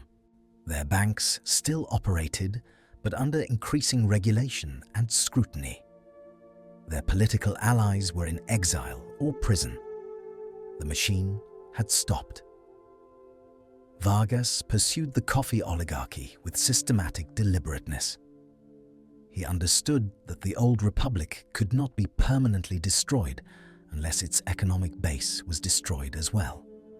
As long as the coffee barons retained their wealth, they would eventually reconstitute their political power. So he set out to break them.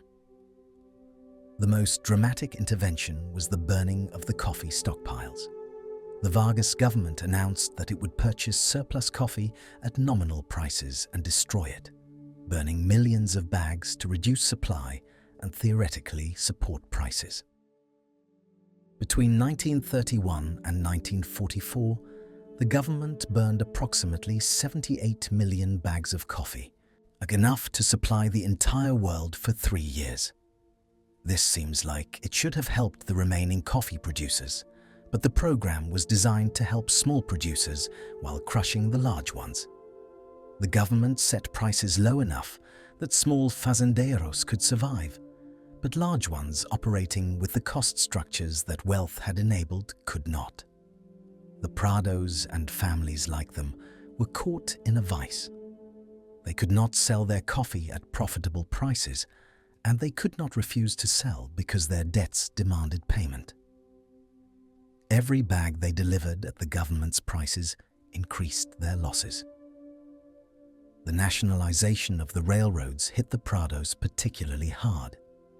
The family had invested tens of millions of contos in rail infrastructure, and that infrastructure was now seized by the state with compensation that amounted to a fraction of its value.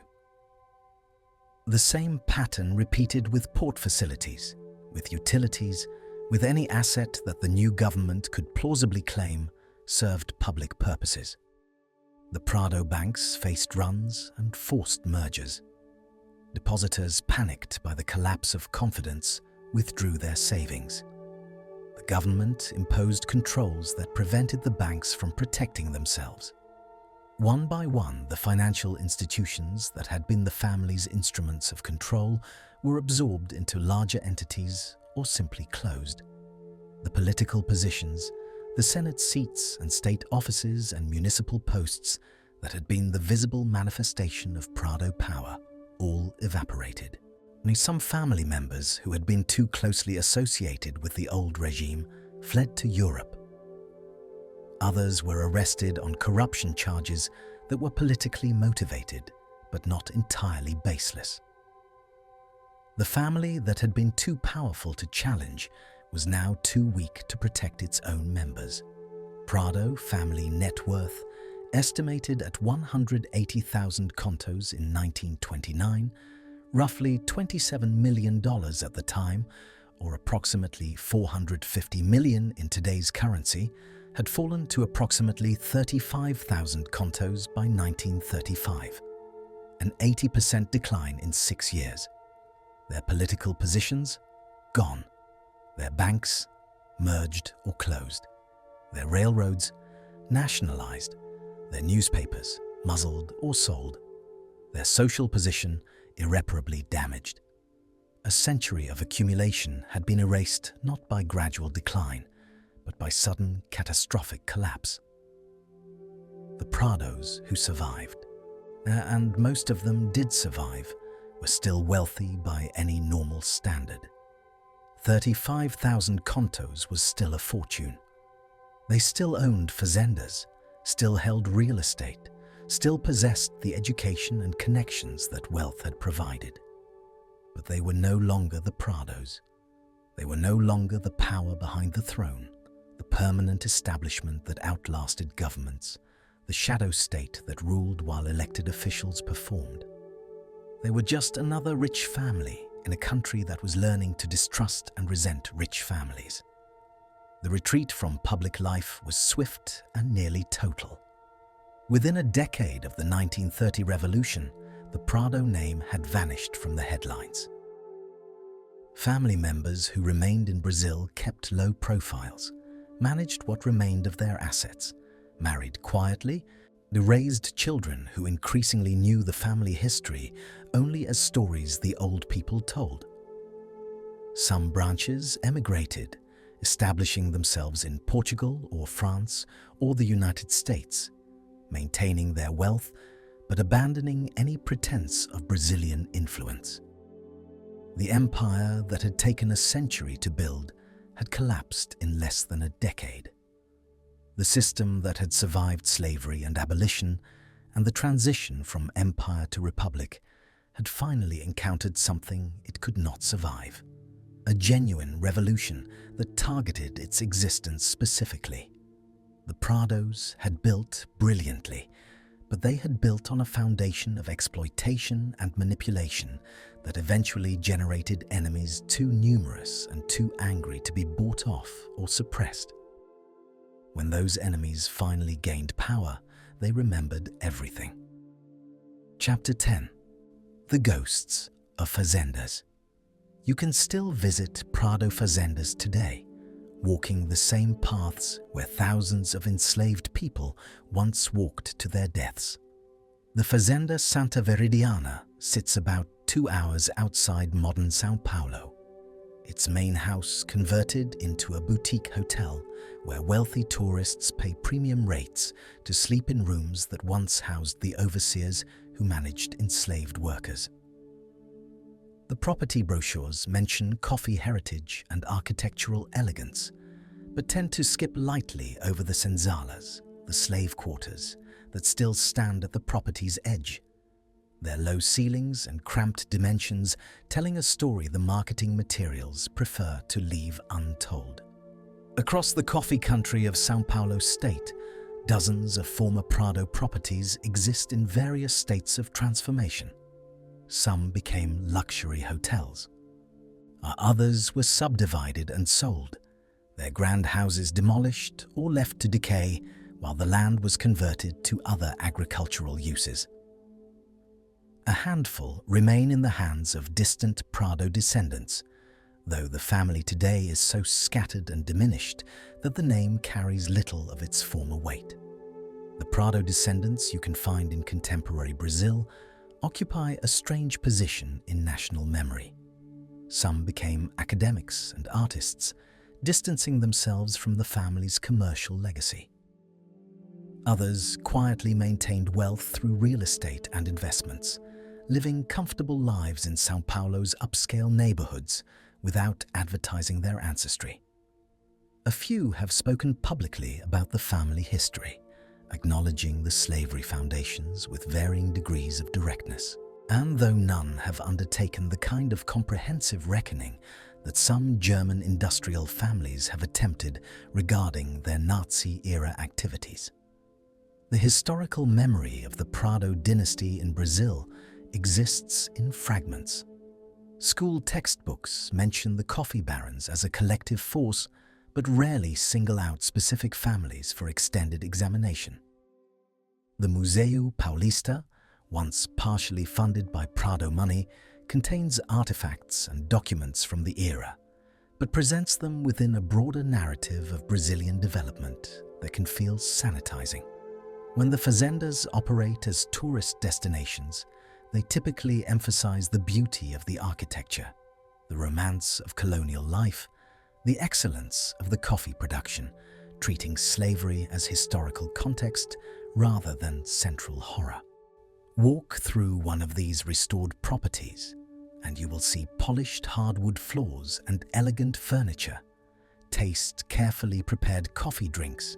Perhaps watch a presentation on traditional processing methods. What you will rarely see is sustained engagement with the human beings who made this luxury possible. The people who cleared the land and planted the seedlings and harvested the cherries and processed the beans and died in the process.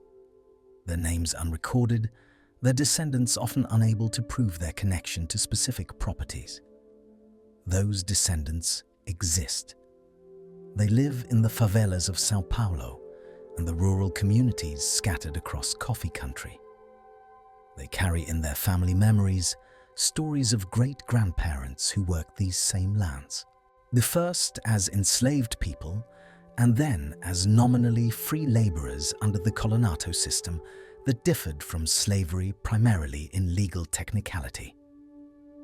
Some have pursued legal claims to land they believe their ancestors should have received following abolition, claims that almost universally fail because the documentation favors the property owners, because the legal system was designed by the property owners, because justice for the descendants of enslaved people was never a priority for the Brazilian state that the coffee barons helped construct. Land reform movements have periodically targeted former Prado properties, occupying unused portions and demanding redistribution. The Movimento dos Trabalhadores Rurais Sem Terra, the landless workers movement, has staged actions on coffee land across São Paulo state. or arguing that properties built on slavery and maintained through political manipulation have no legitimate claim to protection. These occupations rarely succeed in transferring ownership. The legal apparatus protecting property rights in Brazil, including property acquired through slavery profits, remains robust. The system the Prados helped build continues to function as designed, protecting accumulated wealth regardless of its origins. Contemporary Prado family members, when they address the history at all, tend toward a complicated mixture of acknowledgement and deflection. Yes, the family owned enslaved people, but so did everyone of that era. Yes, the fortune came from exploitation, but it also built hospitals and schools and cultural institutions. Yes, the political manipulation was extensive, but it created stability and development. These arguments are not entirely wrong, which makes them more troubling than simple denial. The Prados did build infrastructure that Brazil still uses. They did fund cultural institutions that still operate. They did contribute to economic development that improved some lives even as it destroyed others. The moral ledger does not balance, but neither does it reduce to simple villainy. Perhaps the most honest Prado descendant assessment came from a great-great-granddaughter interviewed for a documentary in 2018. She stood on the grounds of a former family fazenda, now a hotel, and spoke carefully about inheritance. "You cannot choose your ancestors," she said. "You cannot undo what they did, but you can choose whether to understand it, whether to speak honestly about it, whether to benefit from it while pretending it never happened." I benefit. My education, my opportunities, my comfort all trace back to what happened on this land. I do not know what I owe for that, but I know I owe something. She did not specify what that something might be. Few people do. Chapter 11. The system they built. Understanding the Prado dynasty is not just history. It is understanding why Brazil works the way it still does today. The coffee barons did not merely extract wealth from Brazil for a century. They built systems of extraction that continued functioning long after the specific families who created them had faded from prominence. The patterns established in the 1800s, the concentration of land, the control of credit, the manipulation of commodity markets, the interweaving of economic and political power, these did not disappear when the Prados lost their dominance. They were inherited, adapted, and perpetuated by successive elites who recognized the effectiveness of the model even if they no longer remembered who had designed it. Consider land ownership. When the coffee barons acquired their vast fazendas in the 19th century, they established a pattern of agricultural concentration that Brazil has never broken. The largest 1% of landowners in Brazil today control approximately 45% of all agricultural land. This is not a natural feature of the economy. It is a designed outcome, the result of legal frameworks written by and for large landowners, of credit systems that favor scale over small holdings, of political arrangements that protect concentrated ownership against redistribution. The Prados and their peers did not invent inequality, but they engineered specific mechanisms that lock it in place across generations. Consider political culture.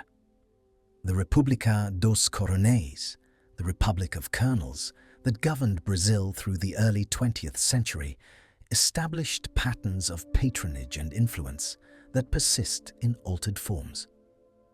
The contemporary Brazilian political system, with its fragmented parties, its reliance on coalition building, its vulnerability to economic pressure groups, its tolerance for conflicts of interest between business and governance, this did not emerge spontaneously. It evolved from structures the coffee barons constructed. structures designed to ensure that economic power could always translate to political power and vice versa. The Prados understood something fundamental about governance. Informal positions matter less than the ability to shape decisions from outside formal structures. This insight did not die with them. Consider coffee itself. Brazil remains the world's largest coffee producer, as it has been for 150 years since the Prado era made it so.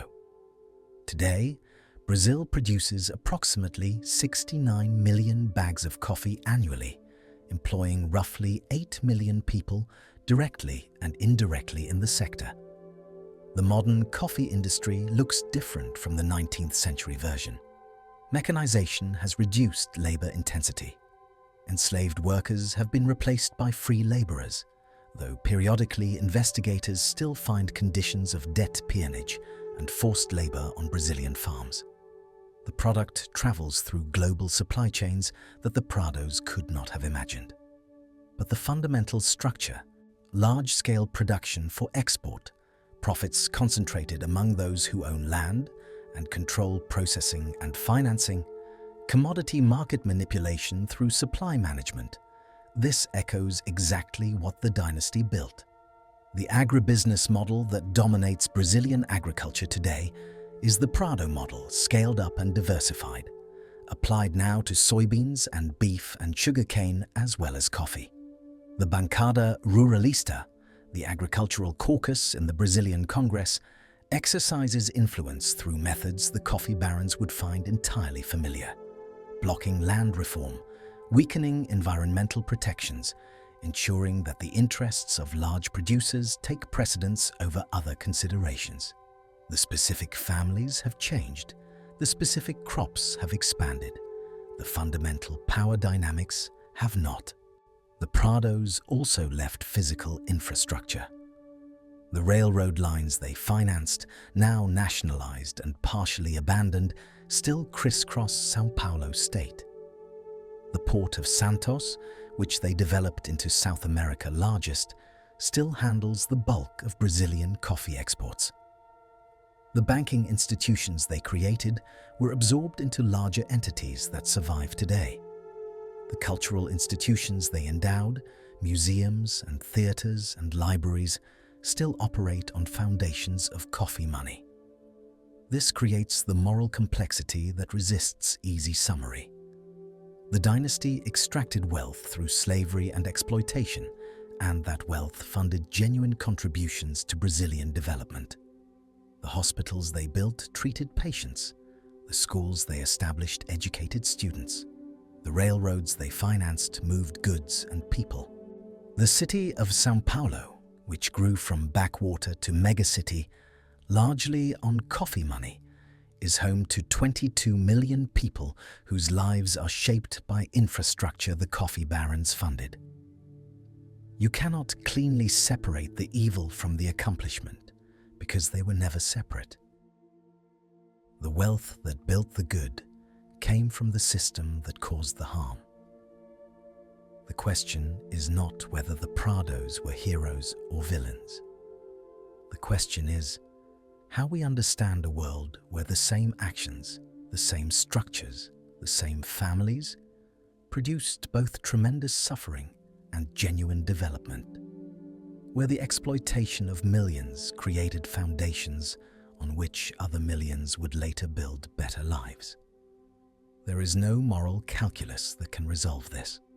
The descendants of enslaved people who live in poverty today cannot be consoled by pointing to the museums their ancestors' unwilling labor helped fund.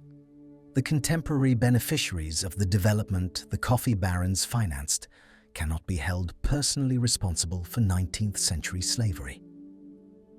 History does not work that cleanly. What history does allow is understanding. The Prados became more powerful than governments by building systems, not just accumulating wealth. They understood that individual fortunes can be lost, but structures endure. They created dependency networks that made their continued prosperity necessary for the prosperity of others. They captured the institutions of information and influence that shape what people believe is possible. They played long games, are measured in decades and generations rather than quarterly earnings. This model, the model of systemic power rather than merely personal wealth, did not disappear when the dynasty fell. It was adopted, consciously or unconsciously, by successors who learned from the coffee baron example. Brazilian inequality, Brazilian political dysfunction, Brazilian concentration of power in the hands of the few, these are not natural disasters. They are engineered outcomes, designed by identifiable people who made specific choices, people who could have chosen otherwise. Coda, the question they leave behind. How does a family become more powerful than a government? We began with this question, and we have traced one answer across a century and a continent. The Prados became powerful, not through revolution or military conquest or divine right, but through systematic construction of leverage. They controlled a commodity the world wanted. They positioned themselves at every node in the chain from production to sale. They financed those who might otherwise have been competitors, transforming them into dependents. They invested profits not in consumption, but in the means of generating more profits. They built infrastructure that made their continued operation essential to the functioning of the broader economy. They captured political influence without holding political office, shaping policy from the shadows while maintaining deniability. They created systems so effective that the systems continued functioning even after the family that built them had lost control. And the model was elegant in its comprehensiveness and devastating in its human cost. Millions of enslaved people labored and died to grow coffee beans that funded the dynasty expansion. Millions more labored under conditions of nominal freedom that differed from slavery primarily in legal technicality. Entire regions of Brazil developed around serving the coffee economy, their fates tied to commodity prices set in distant markets by people who would never visit them. The silver that flowed into Prado accounts flowed out of communities that received in return only more intensive extraction. And yet, the infrastructure still stands. The institutions still function. The cultural contributions still enrich. The development they promoted, however unevenly distributed and however exploitatively achieved, it created the possibilities that would not otherwise have existed. The great-grandchildren of enslaved people today live in a country with schools and hospitals and transportation networks that exist in part because the coffee barons built them. This is not justice. It is not compensation. It is simply how history works, how the past shapes the present through mechanisms that cannot be cleanly sorted into debits and credits. The Prados are gone. The dynasty that ruled for 100 years collapsed in 6 years when global markets and political revolution converged. The families scattered, diminished, became ordinary wealthy Brazilians rather than extraordinary powerful ones. Their names faded from public discourse. Their fazendas became hotels or subdivisions, or abandoned properties slowly being reclaimed by the forest. Their descendants live quiet lives, some wealthy enough to be comfortable, few wealthy enough to matter, none powerful enough to shape the nation as their ancestors did. But the system they built endures. The patterns of land ownership, the structures of political influence, the concentration of economic power, the apparatus that protects accumulated wealth regardless of its origins, all of this continues functioning, adapted to new circumstances, but recognizable to anyone who understands what the coffee barons constructed. The question we are left with is not whether the Prados were good or evil. That question is both too easy and insufficiently useful. The question is what we owe to understanding this history. How does knowing what the coffee barons did change what we see when we look at Brazil today? How does understanding the construction of systemic power help us recognize it when we encounter it in other forms, in other places, in our own time? How do we inherit a world shaped by people who made choices we would condemn without becoming either paralyzed by guilt or complicit through indifference? The Prados would have understood these questions, though they would not have asked them in these terms. They were builders who understood that systems outlast individuals, that structures can be designed to perpetuate themselves, that the right arrangements can make power self-sustaining across generations. They were correct about this. Their dynasty fell, but their design proved durable. Every morning, billions of people around the world drink coffee. Most of them have never heard of the Prado family. Most of them have never considered that the global coffee trade was organized in the 19th century by a handful of families who made deliberate choices about how power and profit would flow.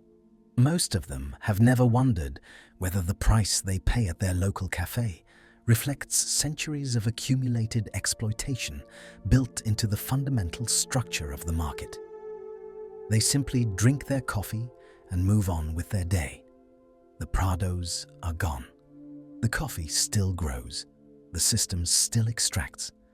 And every morning, billions of people drink their legacy without knowing its price.